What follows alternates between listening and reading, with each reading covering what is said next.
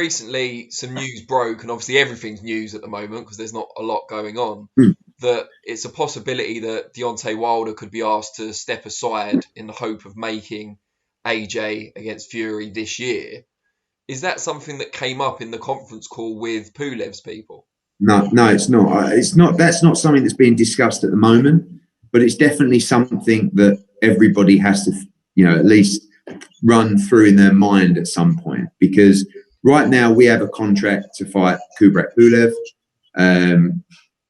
Wilder has a contract to fight Tyson Fury, and they are the fights that will happen next. Now, if Wilder and Arum, Heyman and Arum spoke and said, okay, we would be willing to, or we would step aside for X, and Bob Arum came to me and said, listen, I can get Wilder to step aside. I think I might be able to get Pulev to step aside. Would you be interested? The answer would be absolutely yes. But for Deontay Wilder, I think one of the things, Danny, that this is going to teach everyone is that a bird in the hand is worth two in the bush, right? And as a fighter, I think this is actually going to help us to make bigger fights sooner, because who knows what's going to happen in this crazy world we live in. So I will actually be saying to fighters moving forward, look, rather than that warm-up fight that you want, that, by the way, no fan and no broadcaster wants to see, how about you just take more money and go into the big fight now?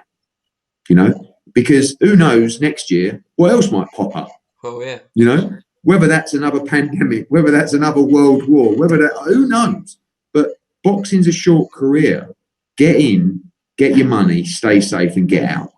So whilst you always have to plan a career for a fighter and a strategy for a fighter and a path for a fighter, when the time comes, maybe it's right to take it.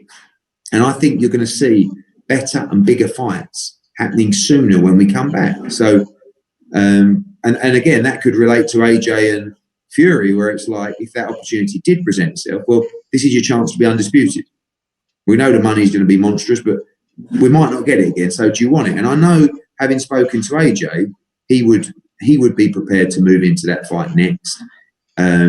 We're more than happy, and we have a contract to fight Pulev. I think the more chance that has of happening is if we don't see boxing return by August, and then all of a sudden it's like, I'm only going to box once this year. Maybe I'll go straight in. But to be honest, anything can happen. But as I said, right now, we have a contract to fight Kubrat Pulev, and that is the fight we expect to take next.